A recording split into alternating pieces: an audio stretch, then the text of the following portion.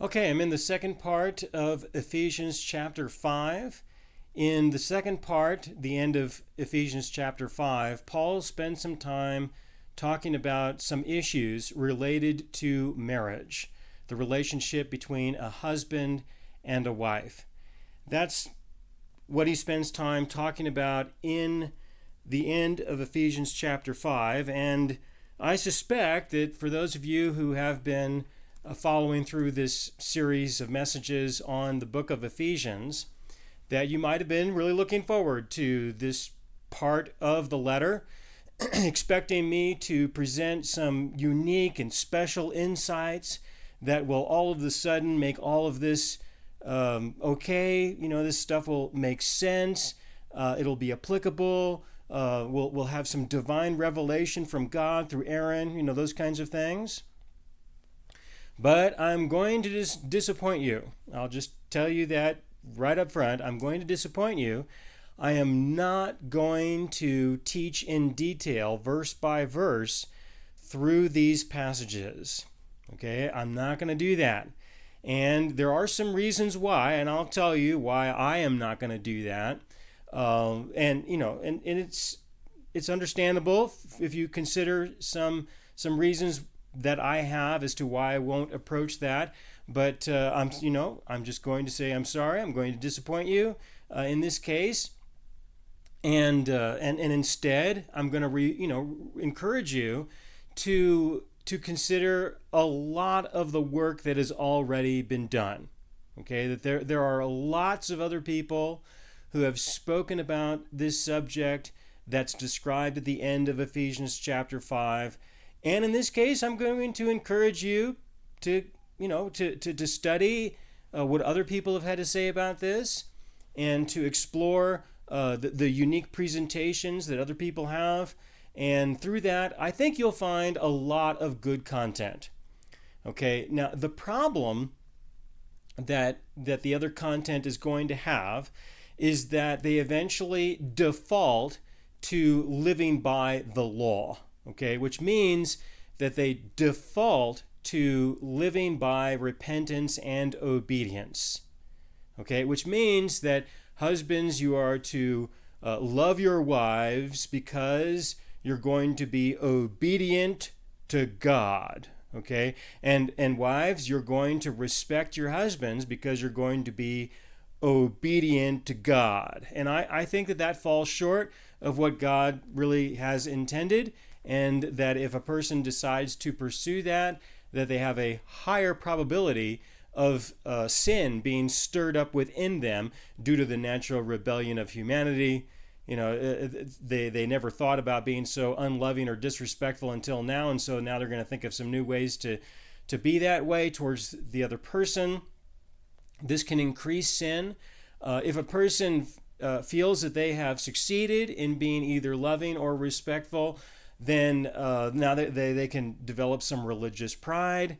Okay, I mean, the same reasons why the law stirs up sin can be applied here, because it becomes the same thing.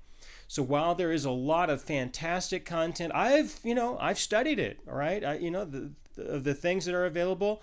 I've been to seminars. I've read books. I have experience in what other people have had to say. And I'm just letting you know that while there's a lot of good stuff, this is generally where it falls short. The difference, in terms of what I see here in Ephesians chapter 5, is that these are things that would change within us, that we would relate to other people differently because of the relationship that we have with God. All right, that we start out with a relationship with our God, and that will make changes within us such that we will relate to others in a loving way and in a respectful way. All right, that this is a change that he does within us. I've seen this happen in my own life, my own person. As I grew in the faith, I noticed that there was an unusual change within me, that I began to be more loving, more respectful, where I was not before. All right, but it wasn't because God commanded me to obey and to do this for him, because of my relationship with him. It was just something that he did within me as I rested and trusted in his love and his acceptance and his respect for me. Okay? So that is what I'm going to encourage more, is for a person to increase in their relationship with their God. Okay? To try to get people to behave differently towards others with hope that their relationship with God will improve is completely backwards. All right? And that's just how it goes. Now, having said all of that, you have to understand that there are a lot of people who are very loving, very respectful. They have fantastic marriages, and they don't know the Lord at all. Okay, I know people like this. I have been around a lot. I am now old. And I've been married. I've raised children. I've done an enormous amount of counseling with people through their marital problems. And I still do that. I still do that a lot today. Through most of it's through email in response to people asking me questions because they found out about me through the radio program. And so I'm not inexperienced when it comes to talking with people about the issues that they have, and the struggles that they have and the relationships that they have with other people. I'm not new to this kind of stuff at all. And what I will tell you is that there are a lot of people that are definitely approaching this from a backwards point of view. I know lots of people who have tried that, and it may work in a way for a while, and then it becomes a disaster later. Like I said, I've known a lot of people who do not know the Lord, and they're doing better than people who do. Okay. This is a real issue, and I've seen it. I've seen it in a big way over a large spectrum, and so I'm going to tell you some of the real obstacles, okay, that actually exist, that most people just would not even dare to speak of. Right? I'm going to dare to speak of a few obstacles that are a big deal. I mean, the percentage of these obstacles is enormous, much bigger than anyone would know or would like to know. All right, and I understand that I'm going to get a lot of negative feedback, and I'm going to disappoint a lot of people, and they're going to be very upset and disgusted with me because I have a different point of view, and then I'm going to expose some of these obstacles. My response will just be simple. If you want to contact me, I'm going to think, well, I guess you're the one who's being disrespectful and abusive to somebody else, and you just don't like the fact that I've exposed it. Okay? So remember that before you contact me, because, I've been doing this long enough. All right? I've dealt with enough people that my measure of patience, while sometimes is divine, in other times, not so much. Okay? All right. But going back to the end of Ephesians chapter 5, it's important to keep in mind everything that Paul had to say before. And what he had to say before is that you are to increase in your relationship with your God first. And then there are things that will likely be different in you and in your life as you grow and mature in the faith.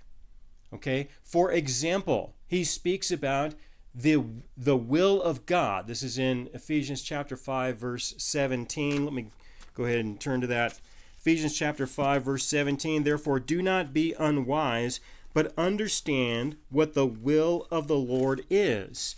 And I described that for the most part, this has to do with the description of the inheritance that we have received in Christ Jesus as a result of his death, and that we are children of God because we have been made spiritually alive. We are the recipients of the inheritance in Christ. We are to discover what we have been given, and we are to discover how we are to apply what has been given to us.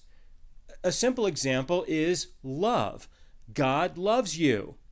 Even though there might be a lot of things that you believe that contradicts that, okay, which is not unusual, but regardless of what you think, God really does love you. I know that might be a little bit of a surprise to some of you, but he really does. And if you will receive the love that he has for you, it will do a work in your heart. And on occasion, you're going to feel this sense of love towards other people, because you have something to give them. You can give to them the love that God has given to you. This is a very basic description of the transaction that happens through relationships. We have a relationship with God that changes who we are as a person. When we have a relationship with someone else, it then changes the relationship that we have with somebody else. And so when these occasions occur, all right, and I'm describing this as not as common as we would prefer, but it does happen. It does happen. So when it happens, don't resist the work of the Holy Spirit in your heart. Okay? Just don't resist that. If you feel tempted to be loving to somebody else, don't resist that. Just go ahead and do that. You're going to be okay. Or if you are tempted to be respectful towards somebody else, it's okay to do that. And you might think, well, of course it's okay, but oh no, a lot of people feel that it is not okay. You are not to be loving, you are not to be respectful for lots of dysfunctional reasons. Okay, and that's how people are. That's how people live. I've seen it in an abundance of examples. And so, I'm telling you that the Lord will do a work within you as you increase in your relationship with him. And through that, it will change the way that you relate to others. And so don't resist that. When Paul says, submit to one another, okay, be respectful towards others, be loving towards others. This is not a command in the sense that if you don't, God is going to intervene in your life and hurt you. That's not what he says. He says this in the context of this is the kind of stuff that you're going to experience in your life, and the Lord is going to do a work within you. Just don't resist it. Let it be. It's okay. All right? And keep in mind, what I said before, that there are a lot of people who have no relationship with God at all, and yet they can be described as being more loving and more respectful than those who do, okay, in some cases. So, please, understand that this is a real struggle that goes on between people. And there are a lot of obstacles that keep this from happening, and most of them are because of the dysfunctional problem-solving techniques that people prefer to apply, okay, that they prefer to have. All right, so I'm going to review my notes for just a moment here. I'm just simply not going to talk about this. There's lots of content out there. I've been doing this for a long time. This is not. I don't have this in my notes, but this is not the only time this subject has come up in history, all right, where there has been a challenge of how our husbands and wives are relating to each other, and is it useful, is it productive, is it working well? This has been going on throughout history. We have a unique time in our history where this is a bigger problem than it was before. But throughout the history of humanity, there have been times when it has been a significant problem. And so in that sense, just because the nature of people has not changed ever since Adam and Eve, okay, technology has changed, but the nature of people, everyone who was born during 4,000 years before Jesus, during that time, everyone who was born started out as a baby. They become a child. They become an adult. They go through the same struggles, the same issues. They have relationships with other people. It's the same thing that happens today. People are born, they become a child, they become an adult, they have the same relational issues. Those things have never changed, and they never will. They're always going to be different. What we have is differences in technology, and people would like to believe that there have been changes with people, but there really hasn't. There's a really interesting example in the book of Esther.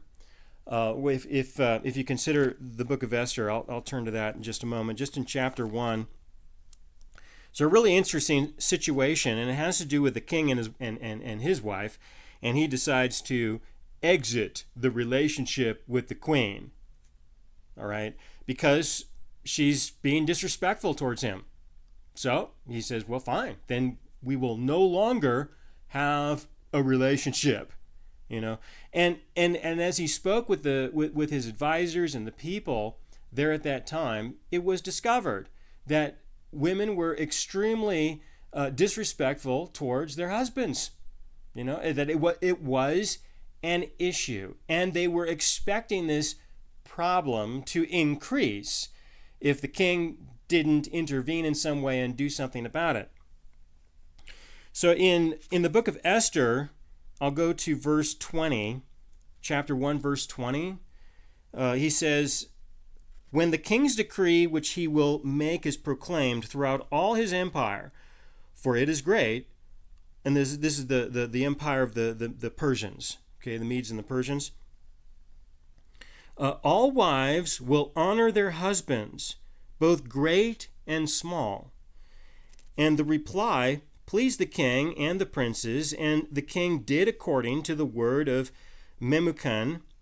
Then he sent letters to all the king's provinces, to each province in its own script, and to every people in their own language, that each man should be master in his own house and speak in the language of his own people. Okay? Now, this was a law that was passed during the Persian Empire, okay, which means that there was a reasonable cause for this. They don't just do this for no reason. But what would happen today? All right, what would happen today if there was a law passed? Okay, and probably just in most parts of the world that struggle with these kinds of issues.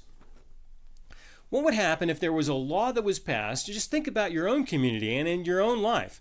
If a law was passed to say that your wife has to honor you, okay, you husbands, and that the husbands are now the masters of their own household, okay, and in addition to that, can decide what the language of the household will be.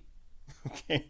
Now, if a law was passed in our modern age that said something like this, I mean, can't you just imagine the outrage and the expression of disappointment and the protests and everything that would, back here in the days of the Persian Empire, we don't know what kinds of protests erupted from this, but I would venture to say that there probably weren't very many, and it certainly would not be to the magnitude that we would experience today if there was a law that said that a husband is the master of his own home. Okay? And so I'm saying that in order to introduce the fact that there is a huge issue, okay, in our world right now, in our communities right now. There's a huge issue. And the likelihood that there's going to be change is quite small. Okay? It's not likely going to be any different. And there are some reasons why. If there was a law that was passed that suggested such a thing today, there would be a tremendous upset and all kinds of problems that would erupt from there. There would never even be the suggestion of passing a law like this. There would never even be a discussion.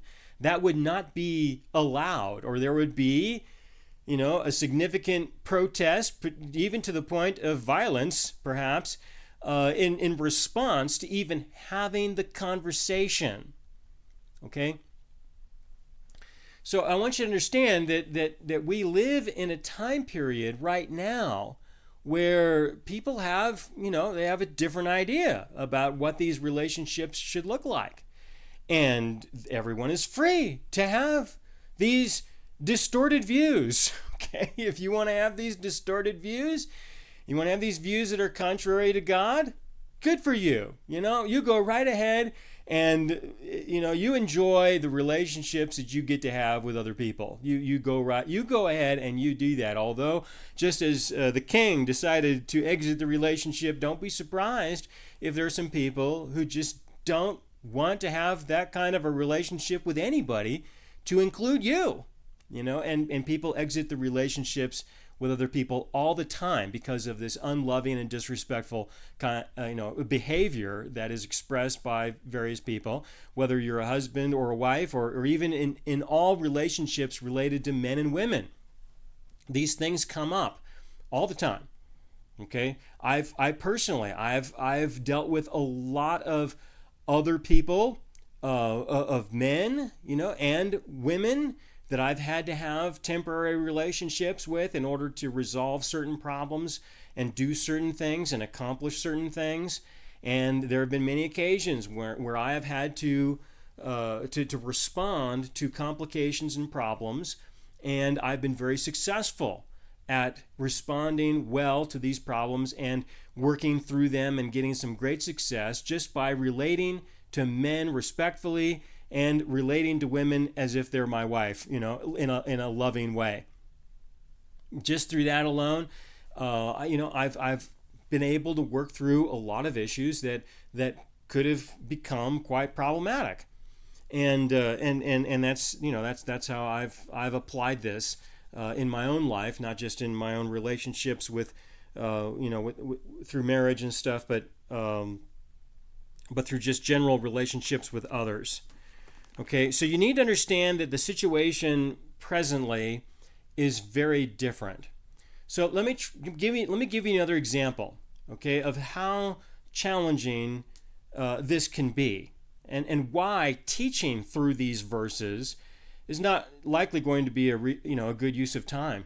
Okay, you can read these, you can study these, you ask the Lord about these things.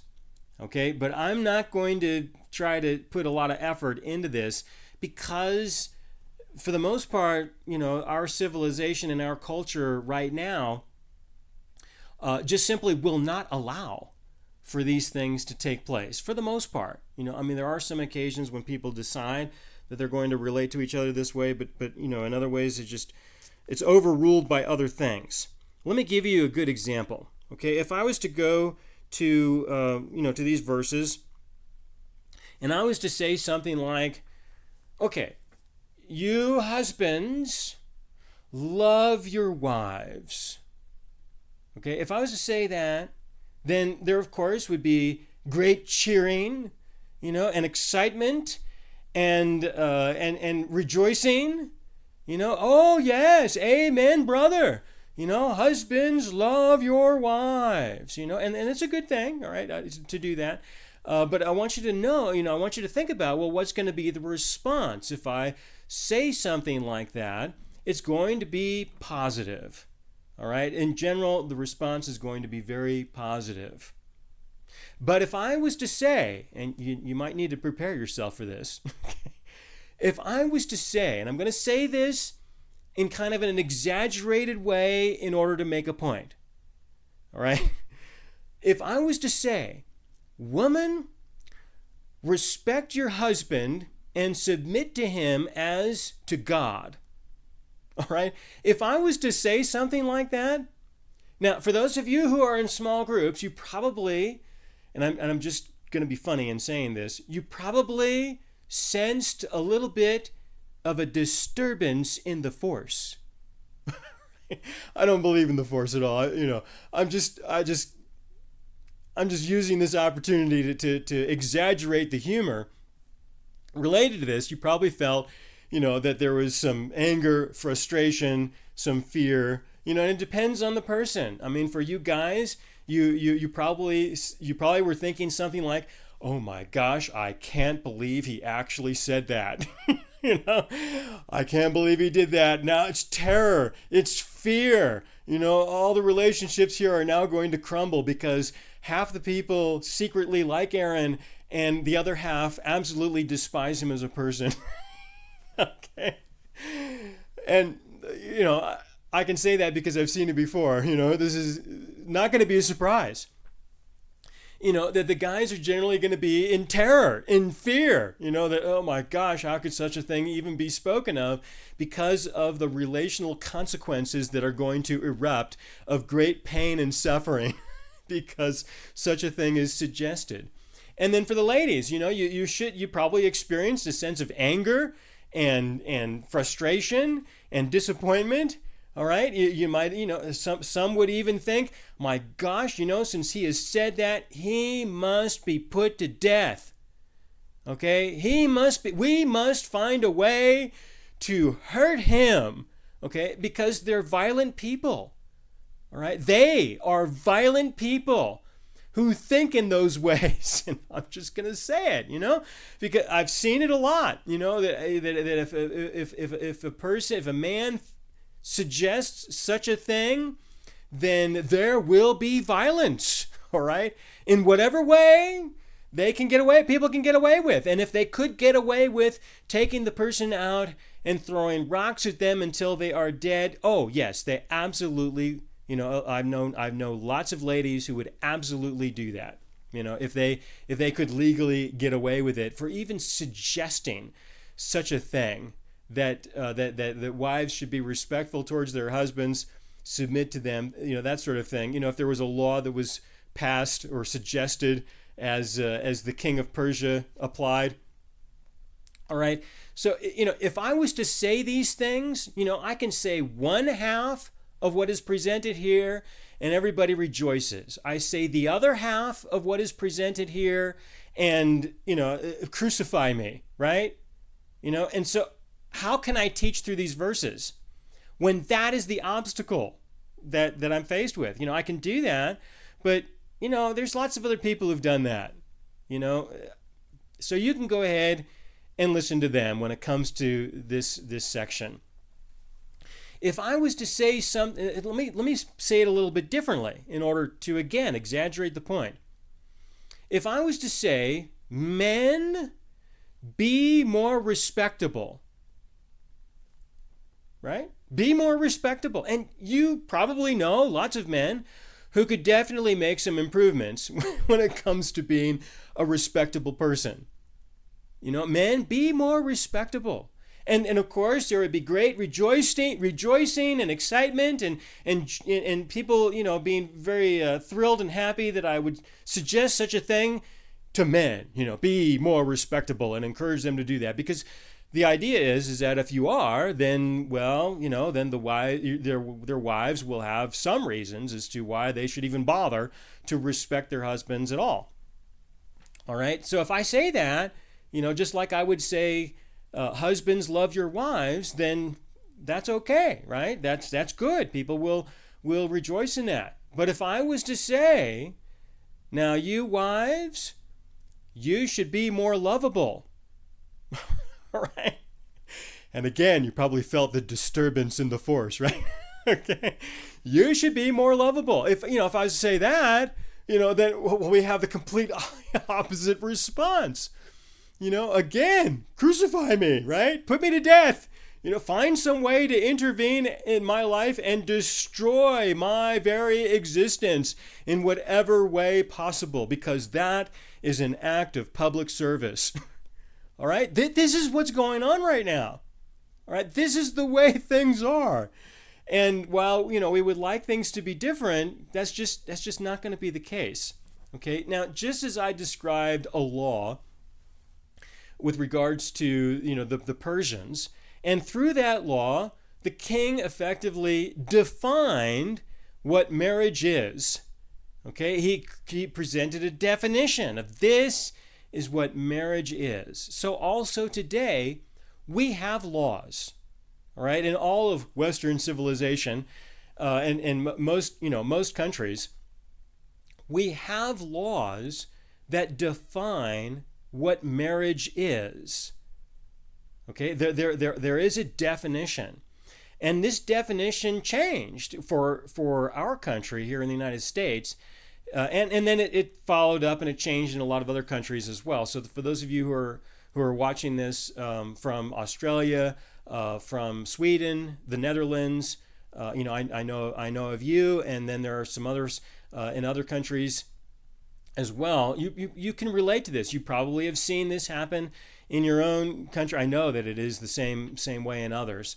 That the laws that have been put in place, especially over the last 3 generations of people, has defined marriage in the complete opposite way that God defines marriage. If you were to go through the Mosaic Law and the rest of the scriptures and see how God defines marriage and how the relationship between a husband and a wife is to work according to his design, well, the laws that we have in place now are the complete opposite, complete opposite of the way that God has defined marriage. Today, marriage is completely different. Now, in our country 3 generations ago, there was a significant change, and it was called no-fault divorce is really how this got started, and that's where you can go to search for more information and understanding concerning what I'm going to say. But what happened was that when those decisions were made, okay, with regards to the relationships between husbands and wives, then at that time the definition of marriage changed from a relational contract to a financial contract. All right, so that today we don't have relational contracts. We have financial contracts. And that's also why there have been distorted definitions of marriage to the point where people can be married to the same gender. It's because it has been redefined. It's been redefined as a financial contract. I used to marry and bury. I've done that. I've done weddings and stuff. And there came a point where I decided I would no longer do weddings. I would no longer marry people. I just committed to doing that. And at first, I wasn't sure exactly why, but as the years went by and I observed and I was very attentive to this and I asked the Lord about this, this is what he eventually showed me, was that I was marrying people and the husbands thought that this was a relational contract and the wives entered into a financial contract. And so I'm encouraging them to give vows to one another. One person is sincere about these vows, but the other person knows that these vows have no relevance whatsoever. All right, the standard vows, I'm going to, love and cherish in sickness and in health, those kinds of things. To define a relational contract, they have no relevance of any kind because there are laws in place that supersede that kind of vow and say, no, this is what the relationship is. And those things have no relevance of any kind whatsoever. And if you don't like that, well, you just wait until you try to protest that. You'll find out that through the power of force, you'll understand that it is not a relational contract, it is a financial contract. Okay, now this started out, like I said, about 3 generations ago, and what happened when this started was that the way that wives related their husbands, of course, changed because the definition of marriage was changed by the state. And of course, this didn't happen with all of them, but it happened with more than enough that I can say that this is an issue. Okay, so the way that wives related their husbands was different. It was now based on the relationship being a financial contract, and the way that this was applied was that, okay, now the wife is the master of the home and of the relationship, and the husband is to submit to her, because if he doesn't, well, then the financial contract will be addressed, and the husband will lose perhaps 100% of what he has, be buried into as much debt as his income can handle, and the majority of his income will be given to his wife. All right? that was the change. And so the way that women related to their husbands was, okay, well, some, husbands just departed. They said, you know what, I'm just not going to live this way. Some wives decided to depart and say, in effect, it's more valuable, right? It's financially much more appealing to divorce than to stay married for various reasons. And that's something for you to explore. I'm not going to get into the details of that. But there were a lot of ladies who said, look, I want you to stick around. I want you to still be my husband, but you're going to have to comply. And so the idea was that, well, yeah, let's try to keep the marriage together for some. Let's try to keep the marriage together, but only if you comply with me now being in charge and being the complete decision maker. And of course, whatever you earn, I have complete authority over that. And if you don't like it, well, then I'm going to take you to court, and there will be force applied to you. Okay, but for the most part, I would say the majority of the relationships, the wives were willing to find a way to keep their husbands, but certainly not all. And so divorce started to increase and increased over time. The next generation of daughters who observed their mothers relating to their fathers this way, the next generation of daughters, what happened was that it got so bad that the divorce rate reached 50%, approximately. Half of marriages would end in divorce. But what was different about the second generation was that the ladies would marry with the intention of eventually having a divorce, or maybe not. Okay. And of course, this doesn't happen with everyone, but it's happened with enough, okay, that I can say that this is an issue, and this has been an issue, that they would marry for the intention, for the purpose of perhaps having a divorce, okay, and that it was a financial contract. And what happened was that eventually, after enough years went by, the financial value of the divorce was greater than the financial value of staying in the marriage. And so, it's an economic decision in many ways. All right? It's just a financial decision. Okay, then you have the daughters of this second generation, okay, which is kind of the current younger generation, 20s, 30s, some 40s, but mostly 20s and 30s, and teenagers. All right, and they have had a different approach to this, as they have, they see their grandparents related in one way, and then their parents related in a different way. So now the third generation has taken it a step beyond that, and they effectively they are not the ladies. And again, it's not all, right? You probably know a few. But what they're doing is they're not looking at men in terms of how good of a husband will this man make, how good of a father will he make to the children. They're not thinking about that. They're thinking, how good of a divorce will this guy make? Okay, and look, I understand that those of you who are watching this, you probably have some religious convictions, you probably have some sense of morality and that kind of thing, but you probably will also notice that there are not many people around you who are like you, okay? But this is what's been going on. And so let me tell you what the guys have done, okay? What the men have done as these generations have passed. What's happened is that it's gotten to the point now where the current generation of young men, they're just simply not getting married and they're not starting families. They're just refusing to do that, okay? Because they are discovering that it is more of a financial contract than it is a relational contract.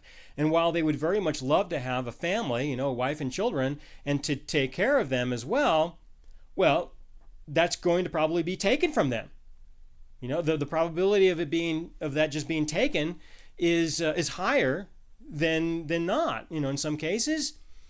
So the risk is too high. And so those relationships are not happening. They have not been happening for a while now, and they're not happening now.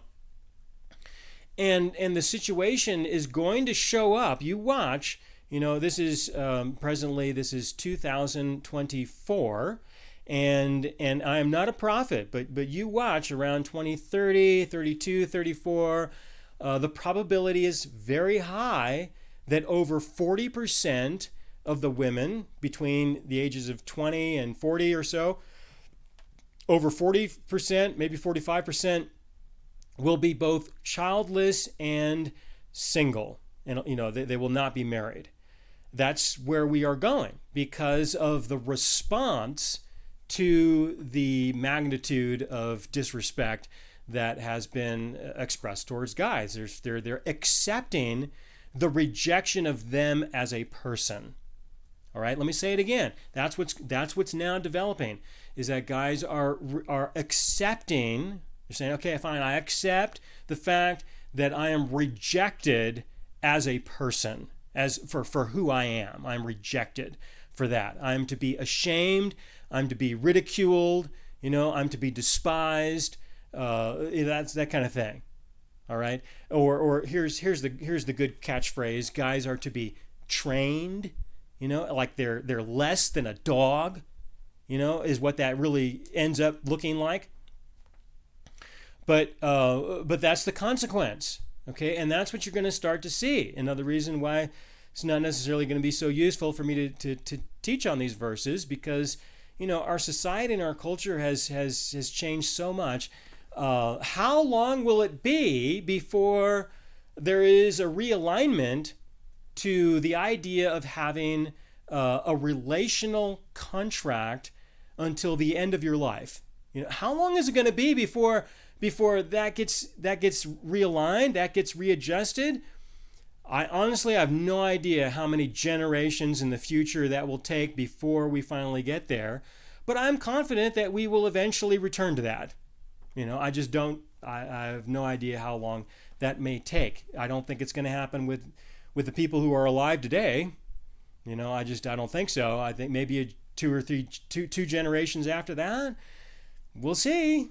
We'll see. But in the future, if somebody views this in the future, then you can think about that, and you can say, well, Aaron was documenting what was going on in his time. He was just simply letting people know what was taking place.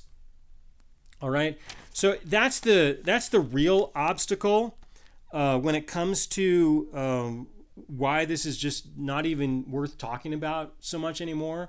Why it has become very much irrelevant is because of the power of force. Okay, and why would there be such a bias against men and for women?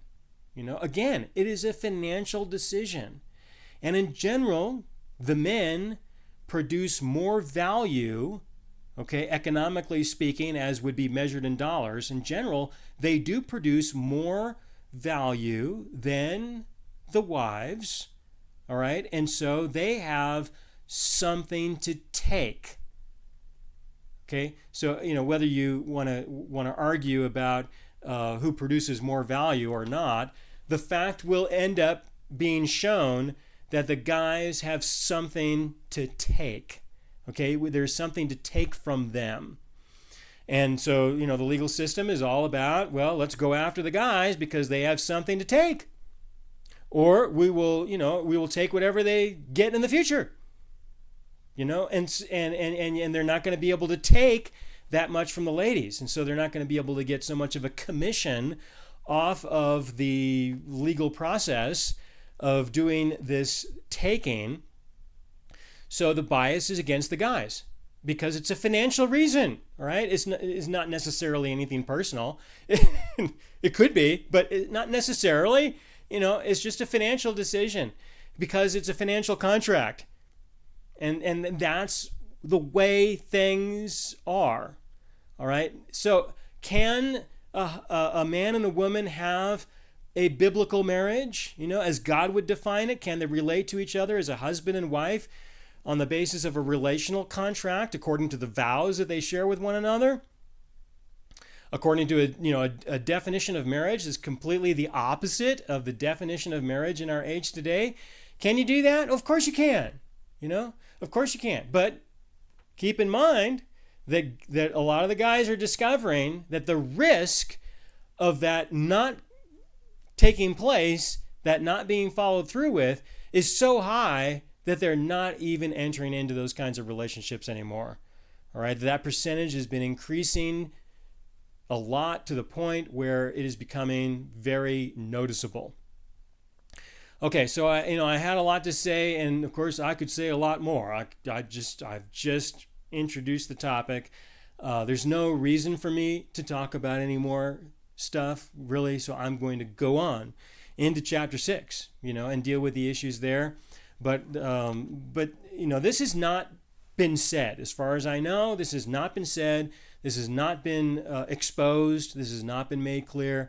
So that's my contribution to this topic, is to show you why it's not happening. All right? And I'll continue in the next message. But for those of you who are using this for small groups, if I didn't just bust up your group, here's the question. Instead of me teaching on this, what do you think about these verses? Okay? What do you think about them? That's what I think. And so what do you think? And you can talk with each other about that and perhaps have an interesting conversation. And I'll continue into chapter 6 in the next message. Thanks.